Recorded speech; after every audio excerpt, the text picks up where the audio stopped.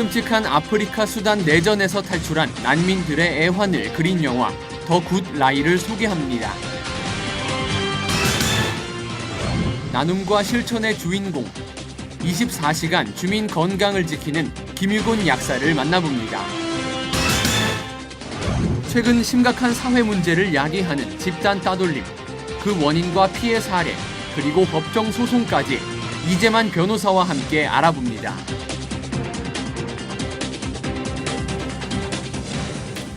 여러분 안녕하셨습니까? 김성근 목사입니다. 신문을 볼 때 기사들을 읽는 속도가 좀 다르다고 그러네요. 마음이 푸근해지고 감동이 되는 뉴스들을 볼 때는 좀 천천히 읽는 게 대부분이라고 그러고요. 사회적 범죄라든가 정치면을 읽을 때는 그 속도가 배가 된다고 그럽니다. 바라기는 저희가 전해드리는 소식들이 그렇게 좀 천천히 보고 들으실 수 있는 좋은 뉴스들이기를 바라면서 오늘 순서 시작하겠습니다. 하나님이 주신 좋은 날, C채널 매거진 굿데이. 오늘은 10월 17일 금요일입니다.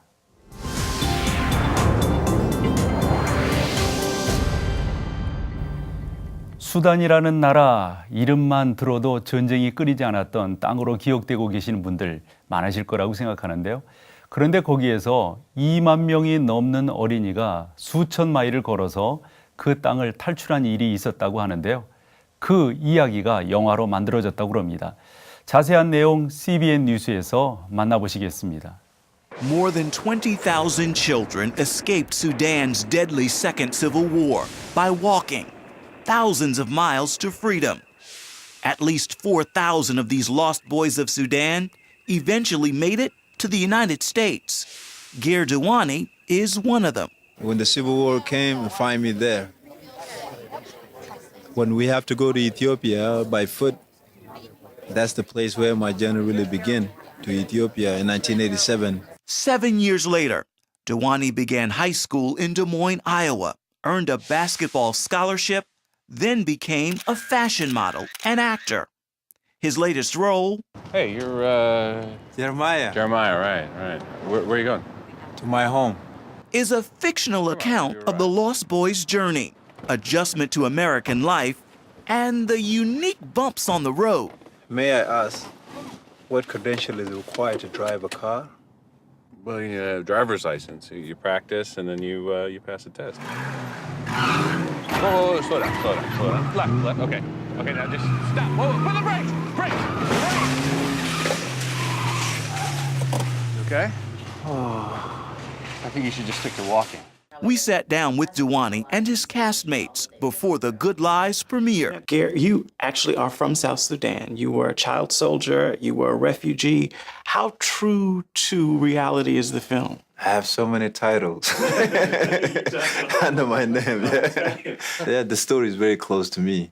It came right from where I'm from.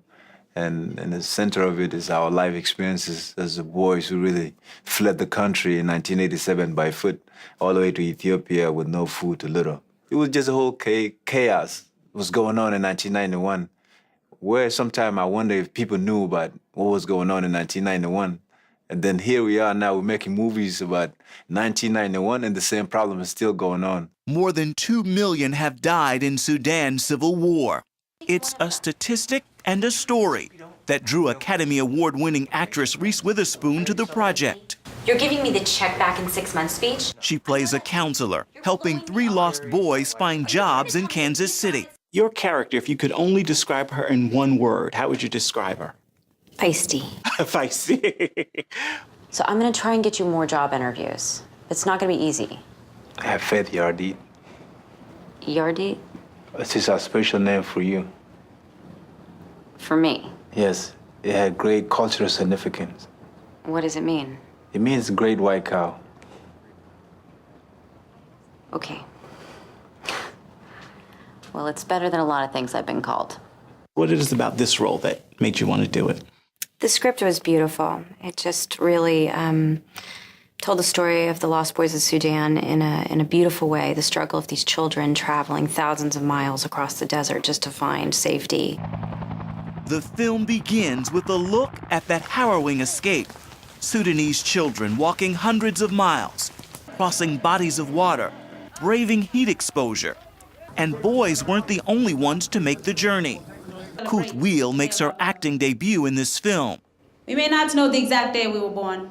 as the Lost Boys' sister, Abitel. Brings me to you, Kuth. You actually are from Sudan. You were in a refugee camp. You lost your dad in the war in Sudan in 1993, right?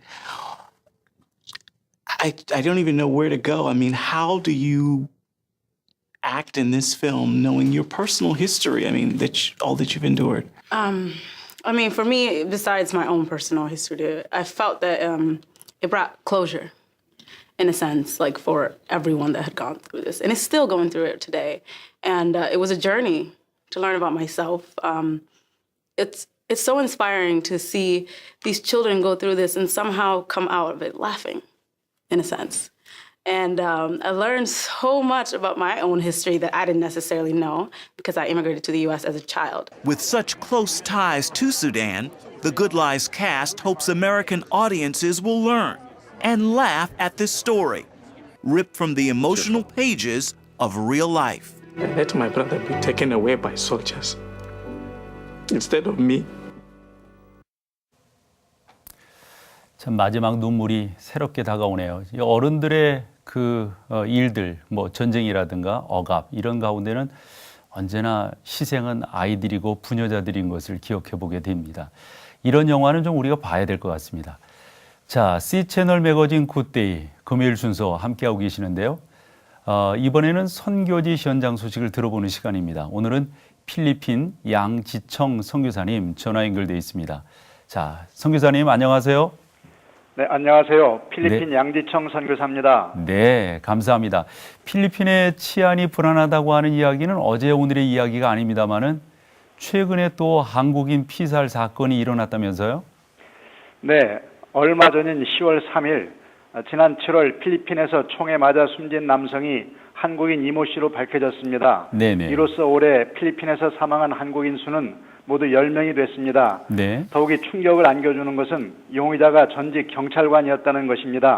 예. 전직 경찰관으로 알려진 이 용의자는 얼마 뒤에 총격을 받아 사망한 것으로 밝혀졌습니다. 네, 필리핀 경찰은 이를 토대로 자세한 사고 경위를 조사하고 있습니다. 네. 외국인들이 타지에서 살 때 제일 먼저 도움을 요청하게 되는 대상이 경찰관인데 현직 경찰관이 범인이라고 하니까 참 할 말이 없는데요. 올해만 하더라도 10명의 사망자가 필리핀 안에서 발생했다고 하는데 그러고 보면 한 달에 한 번꼴로 그런 사고가 일어났다는 이야기가 되는 것 같습니다. 네, 지난 2009년부터 2013년까지 네네. 해외에서 발생한 우리 국민 살인 사건 160건 가운데 네. 약 44%인 36건이 필리핀에서 발생할 정도로 우리 국민이 필리핀에서 숨지는 사건이 최근 네. 들어 빈번하게 발생하고 있습니다.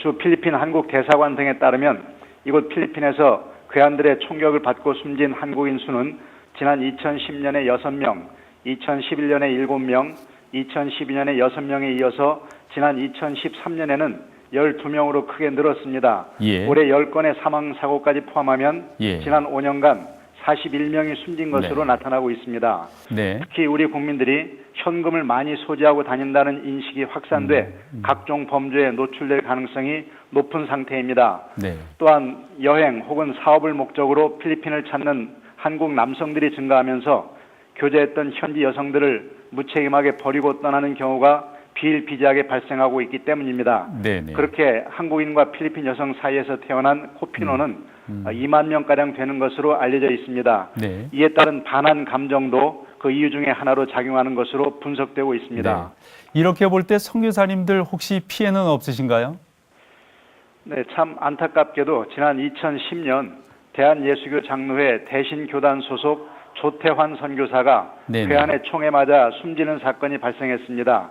조 선교사는 사랑의 집짓기 행사를 위해 한국에서 온 손님들을 마중 나가 공항에서 돌아오던 길이었는데 네네. 괴한들은 금품 등을 노리고 공항에서부터 뒤따라와 이 같은 범행을 저질렀습니다. 네, 참 그러고 보면은 선교사님들 같으면은 이런 내용들을 알고 계시기 때문에 금품을 소지하고 다니시거나 그러지 않으셨을 것 같은데 그냥 한국 사람이니까 뭐 그냥 묻지마하고 그렇게 한 것 같으네요. 자, 이런 사고가 끊이지 않고 일어나니까 교민들 사회에서도 나름대로 좀 안전에 대한 대책 좀 다각도로 좀 이렇게 강구하고 있지 않나 싶어요. 네네. 그래서 급기야 지난 2010년에는 필리핀 현지 경찰에 네. 한국인 관련 사건을 전담하는 별도의 팀인 코리안 데스크를 설치하기도 했습니다. 네. 현지 해외 경찰에 코리안 데스크가 설치된 국가는 필리핀을 포함해서 캄보디아, 콜롬비아, 파키스탄, 터키, 멕시코, 네덜란드 등 6개 나라지만 한국 경찰이 파견된 국가는 필리핀이 유일합니다. 그렇군요. 그러면 한국 경찰이 직접 거기에 와 있는 거네요. 네, 그렇습니다. 네, 그렇군요. 어쨌건 무엇보다도 우리 그 선교사님들이 그리고 교민들이 좀 안전해야 될 텐데 이런저런 조치들이 좀 더 강구되어야 하겠습니다. 네. 네, 좀 좋은 소식 감사드리고 저희도 계속해서 기도하도록 하겠습니다. 선교사님 감사합니다. 감사합니다. 지금까지 네. 필리핀이었습니다. 네, 고맙습니다.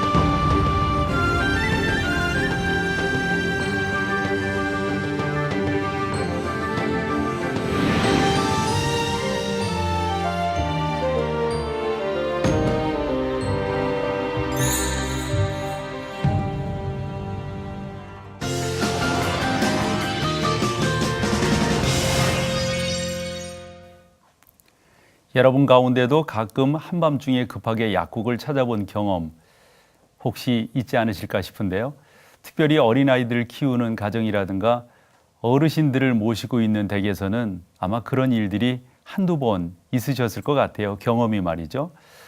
그런 응급 상황에 처한 이웃들이 약을 살 수 있도록 심야 약국을 운영하는 곳이 있다고 합니다. 오늘 테마 인터뷰 그레이스에서 만나뵌 주인공은 바로 그런 섬기는 마음으로 24시간 약국을 운영하고 계시는 김유곤 약사십니다.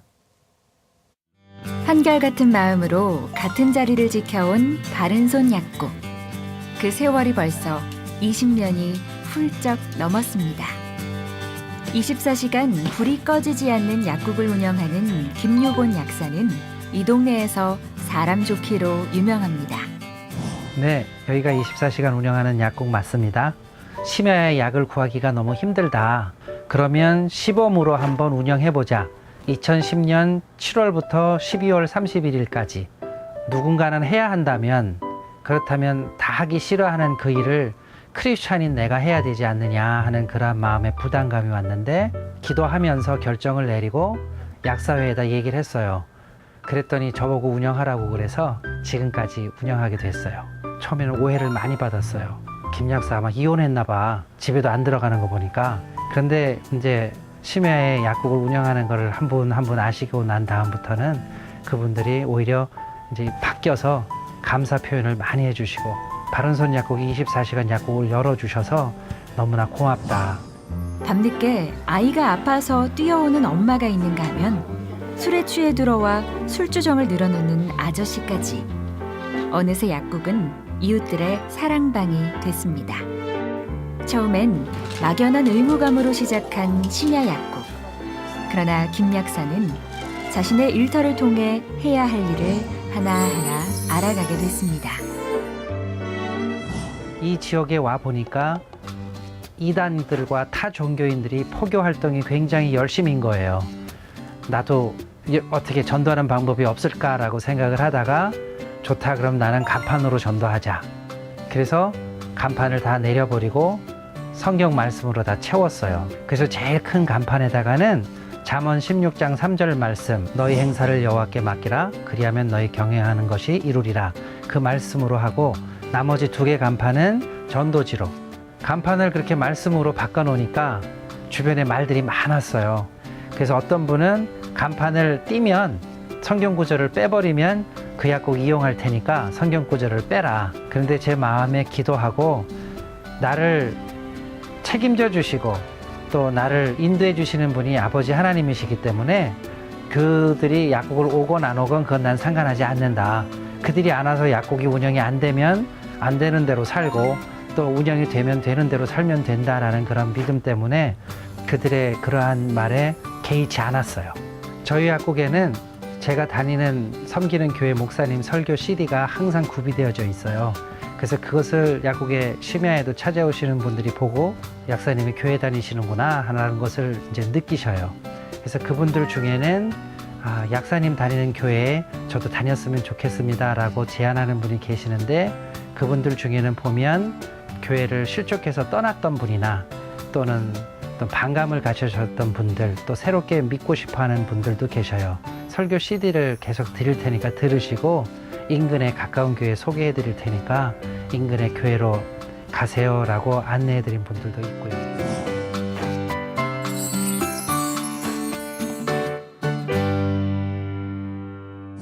야고보서를 읽으면서 믿음이 행함으로 나타나는 그 구절에 대해서 깊이 묵상하고 난 다음에 오래전 얘기지만 이런 일을 나 혼자 하는 것보다는 여럿이 동참하는 게 낫겠다라는 그런 생각을 항상 하고 있었어요. 목사님이 운영하는 그런 공동체에서 생산하는 유자차를 매년 가져와요. 그러면 온 동네 사람들이 다 그것을 구매하고 수익금으로 동네에 이제 어려운 교회도 돕고 이런 일을 저 혼자 할 수 있지만 모두가 동참할 수 있는 그러한 가교 역할을 크리스찬이 해야 한다라는 생각 때문에 약국에는 하나 도움되지 않는 일이지만 일부러 행해요. 우리는 어려운 사람을 내가 힘이 있을 때 약한 사람을 돕는다 생각하지만 전 그렇게 생각하지 않거든요.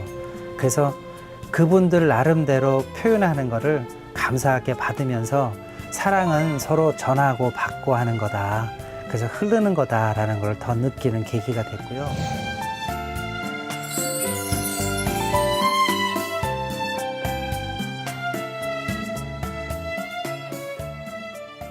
심야 약국을 하면서 어느 틈엔가 이것이 하나님께서 약사로 만들어 주시고 또 그것이 주신 소명이다라는 그런 생각이 마음에 자꾸 와 닿았어요. 이것이 내게 하나님께서 맡기신 소명이라면 그 소명이 다하는 날까지 또 하나님이 다른 곳으로 인도하실 때까지 계속 하겠다라는 그런 생각입니다. 사랑으로 사람들의 마음을 치유하고 있는 김유곤 약사. 그가 말하는 세상의 가장 귀한 약은 바로 사랑입니다.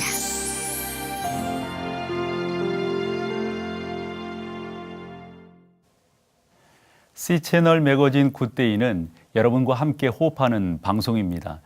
언제나 참여하실 수가 있는데요.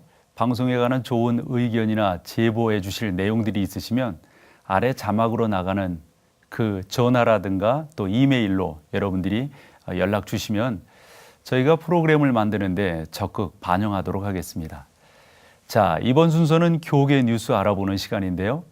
백석대학교 백석정신아카데미가 개최한 7번째 개혁주의 생명신학 포럼이 회개와 용서로 하나 되는 한국 교회를 주제로 열렸다고 합니다.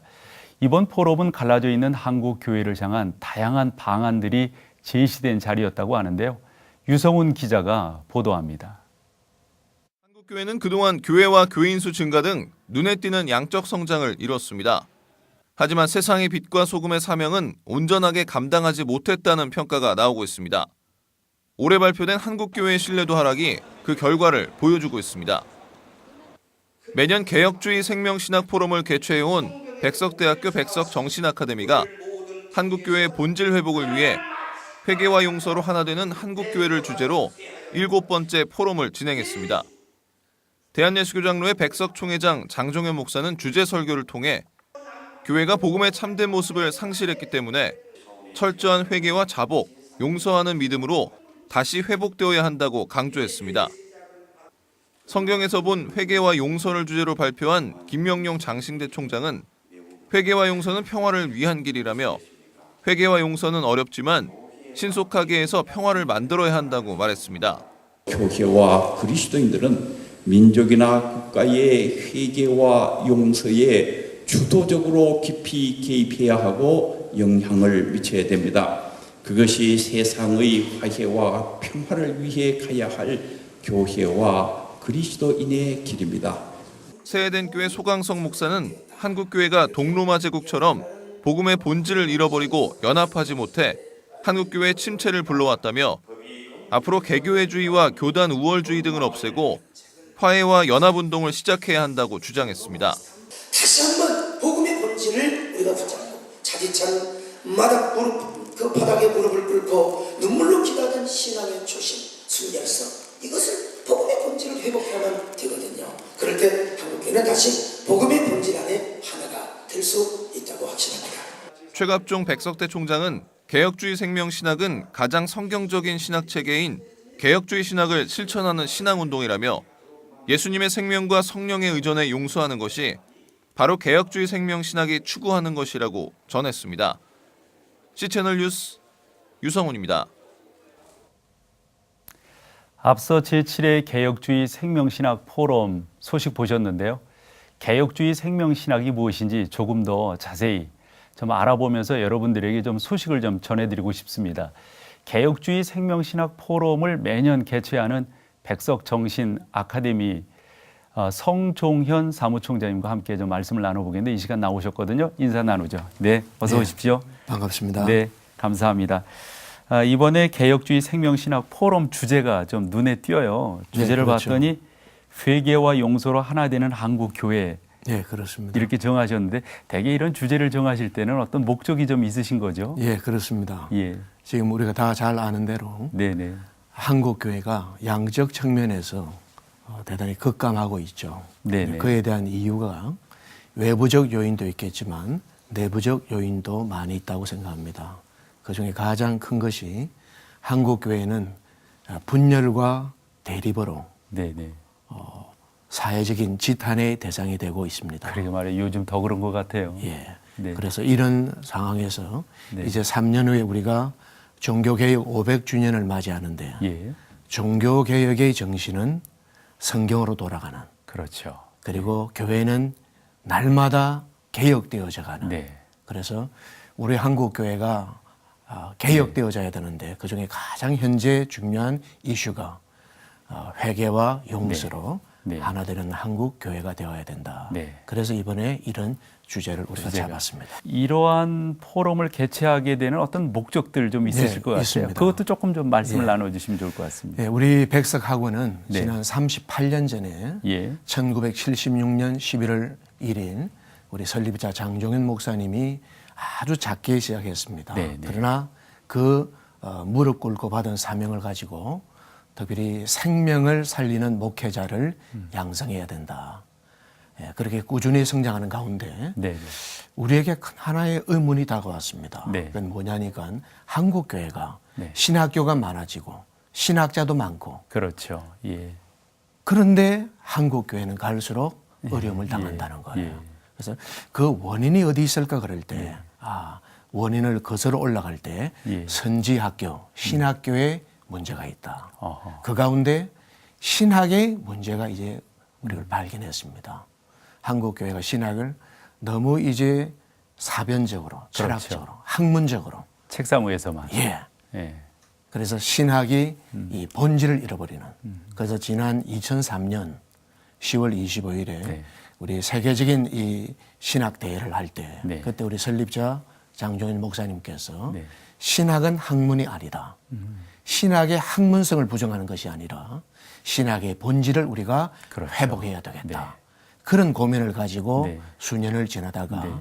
지난 2008년 네. 12월 1일에 네. 제1회 개혁주의 생명신학 네. 포럼을 열게 됩니다. 네. 그래서 개혁주의 생명신학은 성경의 가르침과 개혁주의 신학을 계승하는 네. 거기에 개혁주의 신학은 16세기 예. 제네바를 중심한 칼빈의 이 신학을 예. 우리가 붙들고 네. 그래서 예수 그리스도께 주신 영적 생명을 회복하는 네. 이 신앙운동이다. 그렇죠. 개혁주의 생명신학 그런 어떤 주제 가운데는 여러 가지 그 강론들이 있을 것 같아요. 그렇습니다. 이런 부분들을 좀 실천해야 되겠다. 예, 그래서 우리가 8가지의 실천 운동을 지금 강론을 하고 있습니다. 예. 그 첫 번째가 개혁주의 생명신학은 하나님 앞에서 자신을 돌아보고 우리 자신을 돌아보는 거예요. 네.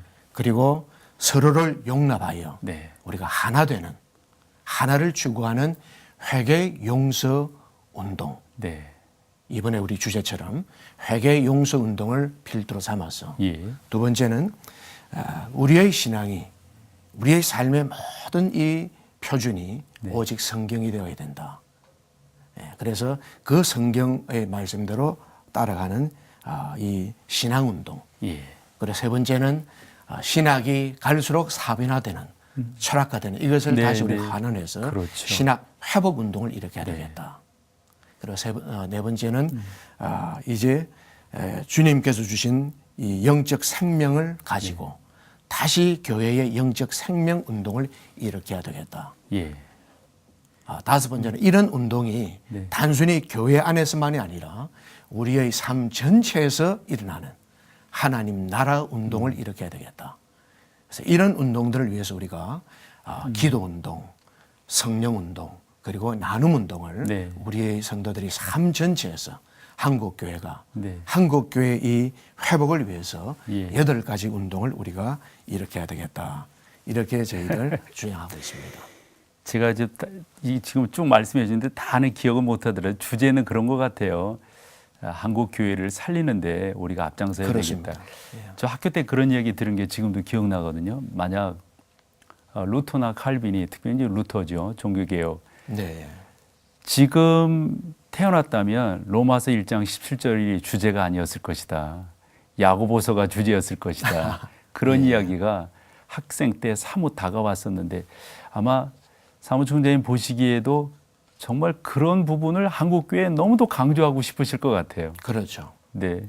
좀 어떠세요? 이렇게 모여서 좀 이런저런 이야기들을 나눌 때 그런 자성들이 좀 많지요? 예, 우리가 동전의 양면이 있고 수레의 양바퀴가 있듯이 성경의 가장 중요한 핵심은 우리가 하나님이 누구신가, 우리가 어떻게 믿어야 할 것인가. 그렇죠. 예. 이 수직적 관계와 더불어서 그 믿음을 가지고 이제 우리가 어떻게 살아야 할 것인가. 그러니까 이 수직과 수평, 그게 바로 십자가죠. 그래서 그렇습니다. 로마서의 이 믿음으로 어렵게 된다. 이 진리와 더불어서 야고보서의 행함으로 이 믿음이 온전해진다. 그렇습니다. 총장님 좀 그 포럼 또는 그 생명신학 그 단체에서 나름대로 한국교회 성도들에게 좀 전하고 싶은 메시지가 있다면 어떤 내용이실까요? 저는 꼭 하나를 전하고 싶습니다. 우리의 신앙에 가장 규범이 되는 것은 오직 성경 아닙니까? 그래서 한국교회가 정말 새로워지기 위해서는 다시 우리가 성경으로 돌아가야 된다. 그리고 성경이 답이다. 그래서 저는 요한계시록 2장과 3장에 보면은 주님께서 우리에게 이런 참 교회 모습을 미리 보여주신 것 같아요. 7교회. 7교회, 소아시아 7교회인데 그 가운데 가장 규모가 작았던 빌라델비아 교회. 작았지만 주님께서는 볼지어다. 이 교회를 보라 그랬거든요. 말씀을 지키고 이 주님을 배반하지 않는다였습니다. 처음 사랑을 잃어버리면은 이건 교회의 본질을 놓친다는 말. 그래서 주님께서 회개하라. 회개하라. 그러지 아니하면은 촛대를 옮기겠다 그랬습니다. 하나님은 오늘 이런 말씀을 한국교회를 향해서도 우리에게 주시는, 그래서 우리가 정말 개혁주의 생명신학은 우리 설립자 장종인 목사님께서 우리가 회개하고 용서하지 아니하면 하나님께서 한국교회 촛대를 옮기신다. 이것이 이번 포럼의 큰 주제였던 것 같습니다. 그러시군요. 목사님과 더 많은 대화를 좀 나눠야 되는데 시간이 정해져 있어가지고. 근데 우리는 너무 뭘 많이 아는 것이 신앙이 좋은 줄로 알아요. 어떠한 사람, 어떠한 행함을 해야 되느냐, 이것에 대한 관심이 참 우리 한국교회에 적지 않나 하는 생각을 해봅니다. 그렇습니다. 어쨌건 목사님 귀한 사역 앞으로도 더 많이 부탁드리겠습니다. 바쁘신 시간 이렇게 나와주셔서 다시 한번 감사드립니다. 고맙습니다. 고맙습니다. 감사합니다. 그 밖의 소식들 정희민 기자가 전해드리겠습니다. 기독교 한국침례회가 104차 총회 의장단 취임 감사 예배를 드렸습니다. 이날 총회장 곽두희 목사와 제1부총회장 유영식 목사 등 16명의 임원진이 공식 취임하고 교단 발전을 위해 힘을 모을 것을 다짐했습니다. 신임 총회장 곽도희 목사는 취임사에서 총회가 신뢰받고 부흥을 이룰 수 있도록 최선을 다할 것이라고 밝혔습니다. 금년에 제가 우리 교단에 하고 싶은 일은 부흥시키는 일입니다. 그래서 교단이 많이 부흥된다 우리 기대를 하고 또 기도해주고 있습니다. 잘 될 줄로 믿습니다. 기독교 대한 하나님의 성회 여의도 총회와 기독교 대한 하나님의 성회 서대문 총회가 16일 경기도 파주 오산리 최자실 기념 금식기도원에서 교단 통합을 기원하는 기도회를 열었습니다. 기도회는 양교단 임원과 목회자, 성도 등 만여 명이 모인 가운데 드려졌으며 교단 통합의 의지를 다지고자 마련됐습니다. 기아성 서대문 함동근 총회장은 부흥의 열기가 식어만 가고 끊임없이 갈라져가는 한국교회의 현실에서 우리 교단이 먼저 화합하는 모습을 보여주길 바란다고 밝혔습니다.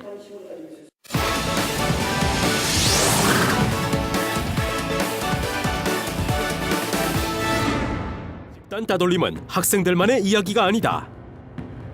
직장인 45% 이상이 직장 내 집단 따돌림이 있다고 대답했고 군대 내에서의 따돌림 또한 사회 문제로 대두되고 있는데 우리 사회 곳곳에 만연해 있는 집단 따돌림. 이재만 변호사의 하나님의 법, 세상의 법에서 알아봅니다. 하나님의 법, 세상의 법. 예, 이재만 변호사님 나오셨습니다. 어서 오십시오. 네, 안녕하세요. 네. 좀 전에 우리 영상을 통해서도 봤는데 이 따돌림 그러면 그냥 학생들 뭐 철없는 아이들 속에서 일어나는 것으로만 생각하는데 화면을 보니까 그렇지 않은 것 같아요. 그래서 이처럼 이제 집단 따돌림 현상은 학교뿐만이 아니고 뭐 직장, 심지어는 군대까지 이 사회 전반에 만연돼 있다고 보면 됩니다. 네. 그러고 보면은 그 종류도 참 다양하지 않나 싶거든요. 그래서 우선 집단 따돌림이 뭐냐 하면 어떤 특정 조직, 학교나 학급, 뭐 군대 이런 조직에서 이 복수의 사람들이 소수나 또는 한 사람에 대해서 아주 의도나 적극성을 가지고 지속적이고 반복적으로 괴롭히는 현상입니다. 그러니까 당사자로서는 굉장히 고통스럽겠죠. 그렇겠죠. 그래서 그 따돌림의 현상은 공격적인 육체적 공격이 있을 수 있고요. 가령 지난번에도 어떤 여고생들을 보니까 한 여고생을 폭행하는데 조폭 수준으로 폭행하는 게 한번 그 찍혀서 나온 적이 있었어요. 무섭더라고요. 예, 그렇죠. 예. 이런 그 신체적 공격성을 보이는 집단 따돌림도 있고요. 또 하나는 이제 정신적 공격. 그러니까 걸어가는데 뒤에서 상대방을 마치 사람이 없는 것처럼 욕을 하는 거예요. 은근히.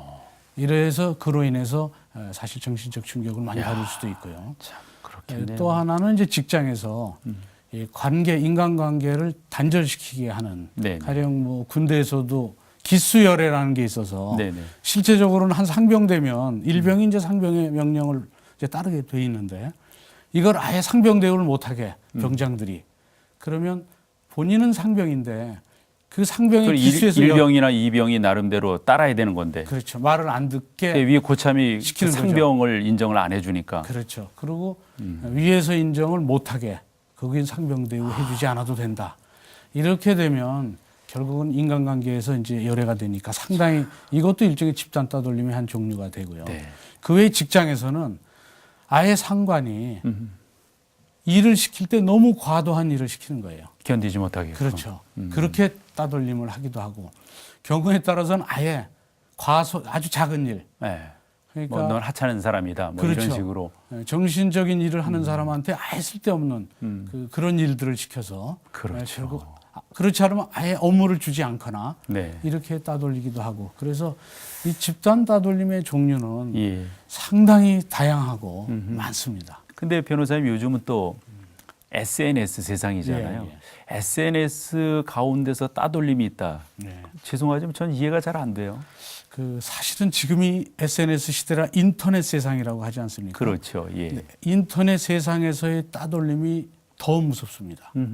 가령 채팅을 할 때 서로 대화를 하는데 따돌림은 집단 따돌림이기 때문에 한 사람이 대화에 들어오면 아무도 대꾸를 안 해요. 그러면 본인이 이제 따돌림을 당하는 걸 알죠. 경우에 뭐 따라서 그룹 채팅 그런 거 할 때. 그렇죠. 그룹 채팅할 때. 그러니까 그 사람을 무시하고 유령처럼 생각하는 거죠. 그 대화에 들어오면 대화로 상대도 해주지 않고 그리고 심지어는 강제 탈퇴를 시키기도 해요. 강퇴를. 예. 그래서 그 SNS에 의한 따돌림이 잘 드러나지 않으면서 실제적으로 그 피해가 훨씬 더 크다고 볼 수 있죠. 그 변호사님, 만약에 그런 상담들이 들어오고 그럴 때 예. 특별히 청소년들 예. 좀 어떻게 좀 그 자존감을 세워주도록 권면을 좀 하세요? 아까 이제- 말씀하신 것처럼 너 참 중요하다, 예. 너 존귀하다 이런 거 말고. 그 저희들은 이제 이런 학교에서 그런 집단 따돌림 현상이 있으면 네네. 그 피해자 외에 가해자는 피해자가 아닌 줄 알지만 네네. 실제적으로 가해자도 피해자가 됩니다. 가해자가 더 큰 피해자가 될 수도 있어요. 네. 왜냐하면 지금은 아까 얘기했다시피 학교에서 집단 따돌림 현상이 있었을 때 이때 학교에서 집단 따돌림에 대한 대처가 부실했다는 과실이 인정되면 네. 학교 자체에도 책임을 지게 됩니다. 학교도. 예. 예. 또 민사 책임도 지고. 네. 그러니까 학교에서는 네. 집단 따돌림 현상이 있다고 하면 네. 즉각적으로 그 가해자를 징계 처분을 하거나 왜냐하면 그 일로 인해서 학교가 피해를 보니까 네. 그리고 경우에 따라서는 형사 처벌을 하게 고발도 네. 되고 네. 그래서 가해자가 전과자가 될 수도 있어요. 그러니까 내 자식은 너무 활발하고 정말 조심해야죠. 그렇죠. 예. 외향적이기 때문에 집단 따돌림의 대상이 아니니까 걱정 없다라고 생각하면 안 돼요. 집단 할 수 따돌림 있는 가해자가 가해자일 수 돼도 위험하니까 네, 네. 가해자일 경우에도 피해자일 경우에도 그렇죠. 학부모들은 예. 자식을 유심히 보고 네, 네. 가해자가 됐다 그러면 얼른 피해자하고 맞아요. 만나서 서로 어린애들은 예. 부모가 화- 얘기하면 금방 네, 화해가 돼요. 화해되니까. 그래서 예. 그렇게 해서 서로가 피해자가 되지 않도록 예. 그래서 집단 따돌림의 피해자는 따돌림의 피해자지만 네. 가해자는 형사처벌의 대상이 네. 돼서 평생을 네. 아주 이 전과자로서 살 그럴 가능성이 그렇죠. 있습니다. 어때요, 변호사님? 그런 소송들이 많이 들어와요? 네, 집단 따돌림에 대한 건 특히 학생들의 경우가 학생들. 많고요. 네. 군대의 경우에는 이제 군에 있으니까 그 특수성 때문에 이제 찾아올 수는 없죠. 네. 근데 군대의 경우에는 특히 이제 문제되는 것이 조직 자체가 폐쇄적이고 그렇죠. 또 국가 안보를 위한 조직이지 않습니까? 네. 그러니까 그 안에서 집단 따돌림으로 인한 어떤 피해가 일어나면 국가 안보에 직결되니까 아주 심각한 문제가 발생되죠.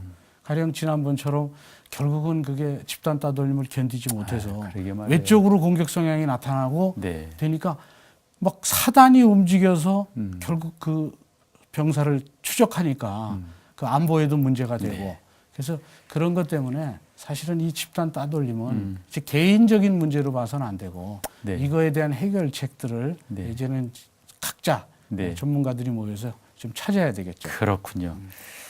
우리가 가장 많이 부르는 찬송 가운데 예. 그런 거 있어요. 뭐 형제의 모습 속에 보이는 그 뭐 하나님 형상 아름다워라 이런 찬양이 있는데 정말 우리 형제 자매들이 하나님의 형상으로 그만큼 정말 존귀한 존재라고 하는 것이 지금 변호사님과 이렇게 말씀을 나누고 우리 이 굿데이를 통해서 정말 우리 시청자들에게 좀 잘 전달되었으면 좋겠습니다. 예, 꼭 필요하다고 봅니다. 네, 예. 오늘도 이렇게 귀한 말씀 또 정보 이렇게 주셔서 감사드리고 다음에 또 뵙도록 하겠습니다. 예, 고맙습니다. 네, 고맙습니다. 네.